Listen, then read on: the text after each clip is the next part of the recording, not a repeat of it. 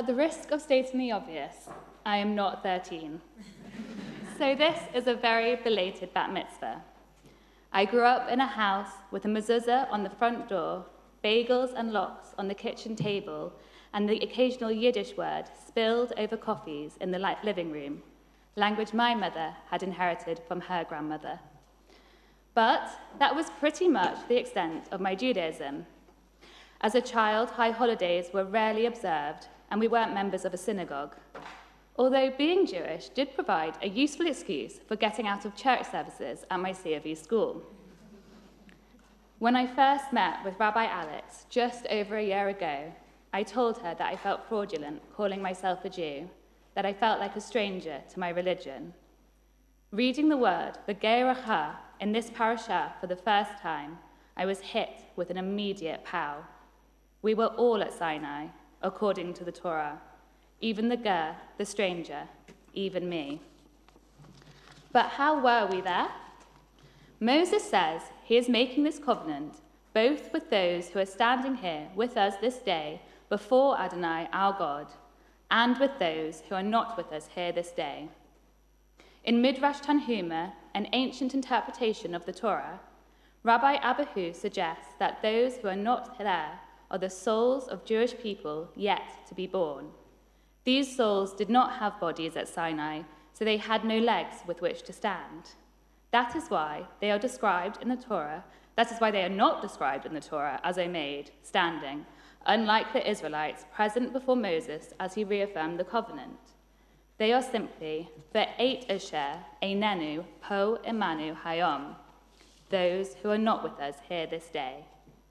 But, as is often the case in Judaism, one solution leads to another question. If Moses reaffirmed the covenant with our souls at Sinai millennia ago, are we still obligated to this covenant? An emphatic yes tiptoes worryingly close to the notion of predestination. If our agreement to the covenant was already determined by our souls, long before we had legs with which to stand, our covenantal duty appears to be an inescapable fate. In this response, we have no agency, no free will. We have no choice. Careful reading of this parasha offers another route, one more at home within progressive Judaism. Woven throughout this Torah portion, a distinction is made by what I'll call passive and active Judaism. Our soul's ancient agreement to the covenant at Sinai falls into the former, but active Judaism requires a commitment in the now to a covenantal relationship with body and soul. Parasha Nitzavim hints at the passive-active dichotomy in the following ways. Firstly, although 3 covenants have already been made according to the Torah, the covenant described in Parasha Nitzavim is unique that it is Moses, not God, who renews the agreement with the people of Israel. Near the beginning of the Torah, in Bereshit, Genesis, God makes a covenant with Noah and through him all living creatures in the wake of the great flood, promising never to repeat such terrible destruction again. Later in Bereshit, God makes a covenant with Abraham, promising to make him the father of many nations, but requiring Abraham and all male descendants to be circumcised as a sign of the covenantal relationship.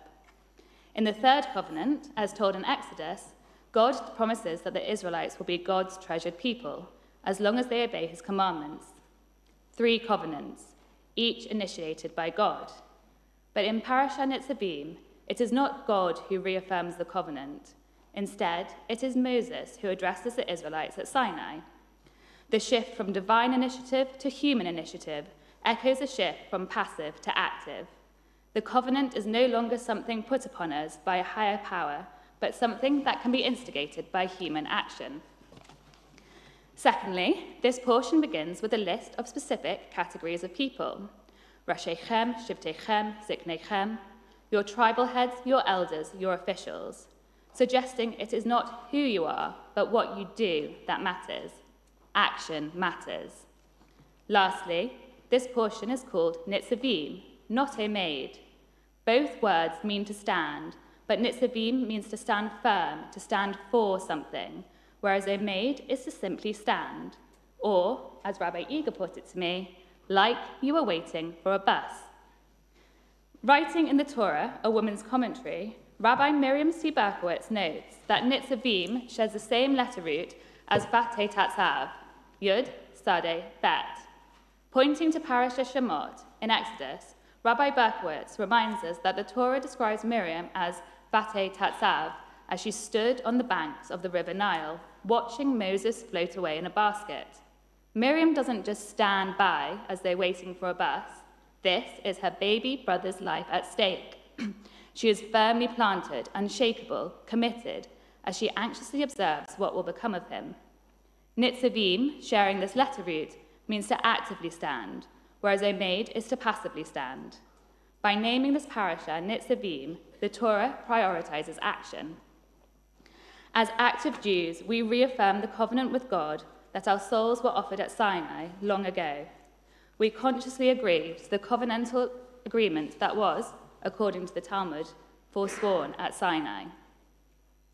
In his 1991 book, Renewing the Covenant, postmodern theologian Eugene Borowitz encourages liberal Jews to identify an absolute God weak enough to allow for human self-determination, yet absolute enough to set the standards for autonomy's rightful use. We have the freedom to choose whether we sign up to the covenant, but if we do, living out our covenantal duty must be central to our life. But what exactly are we agreeing to? Moses lays out the terms of the covenant in this week's Torah portion as to love your God, Adonai, to walk in God's ways, and to keep God's commandments, God's laws, and God's rules. My fundamentalist atheist father may want to put his fingers in his ears at this bit. The requirement to love your God is the easy part, but the others, the 613 mitzvot, commandments, found in the Torah, and on top of that, halakha, Jewish law rooted in the Talmud and Mishnah, which interprets, supplements, and even adds to the mitzvot. Well, those are a lot of rules. Some, like do not murder and do not steal, span place and time. They are universal ethics. While others, such as not to wear cloth woven of both wool and linen, and for a jealous husband not to put oil on his wife's meal offering, they sound more than strange to our 21st century ears. In Engendering Judaism, published in 1998, feminist scholar Dr. Rachel Adler urges us not to reject text or law, but to seek ways of claiming them and living them out with integrity. It keeps faith with texts by refusing to absolve them of moral responsibility. It honors halakha by affirming its inexhaustible ability to be created anew. By renewing halakha, we bridge the gap between the impoverished world of meaning we currently inhabit and the richer and more vital worlds that might be. Our mission is to make connections where there has been a rift, to make conversation where there has been silence. This renewal of halakha is named by Borowitz as meta-halakha, a practice where, in his words, people become partners in the revelation. We don't blindly follow traditional halakha, nor do we pick and choose the mitzvot that suit us best, a kind of buffet-style Judaism. Instead, we commit to a lifelong engagement with Jewish texts in order to define and redefine the covenant. We live out our covenantal duty not through the observance, but the interrogation of halakha. Matzah halakha is not just some modern invention, it is inscribed on our Torah scroll. In Parashat Nitzavim, Moses tells the Israelites that the word of God is not in the heavens or beyond the sea, but ki karov elecha hadavar ma'od beficha uvilevavacha la'asoto. God's words are very close to you, in your mouth and in your heart, to observe it. According to the Torah, the terms and conditions of our covenantal duty are not determined by the Talmud and Mishnah, nor by the sages and rabbis, but by our own interpretation and reinterpretation of halakha. This is echoed in Bahir, an anonymous ancient Kabbalist text. It is written, things that a person cannot understand unless they cause him to stumble. It feels almost paradoxical that in order to Nitzavim, stand firm, we must stumble. Yet, to be active Jews, that is the very thing we must do. To live out our covenantal duty, we must stumble over the requirements of the covenant. Writing this sermon, I stumbled across a poem by the contemporary American-Israeli poet Peter Cole. What is meant by being? What is meant by being bound, as one who boards a train, or she whose mind is held by something pulsing in her field of vision, or sugar through her veins, or bound as in embodied, spirit-fleshed, or just a personal relegation to religion's being tied back to what's behind him and perhaps to come? Does it mean that one is blind? Or does one then see further, and not just what is found before one's eyes, even in the lightless night? Or is it to the present, as if it were ascent, in a syntax, but heaven sent? Although titled What is Meant by Being, the poem focuses on what is meant by being bound, as if Cole is saying we only exist when bound by the covenant. In doing so, Cole echoes the words of Moses as he offered the covenant to the Israelites at Sinai. Uvaharta b'chaim, choose life. Cole goes on to ask if being bound by the covenant is as one who boards a train. Borrowers would answer no. We are not passengers in the covenantal relationship, but co-train drivers, sitting next to God in the cab. By constantly interrogating halakha, we, together with God, define what is meant by being bound.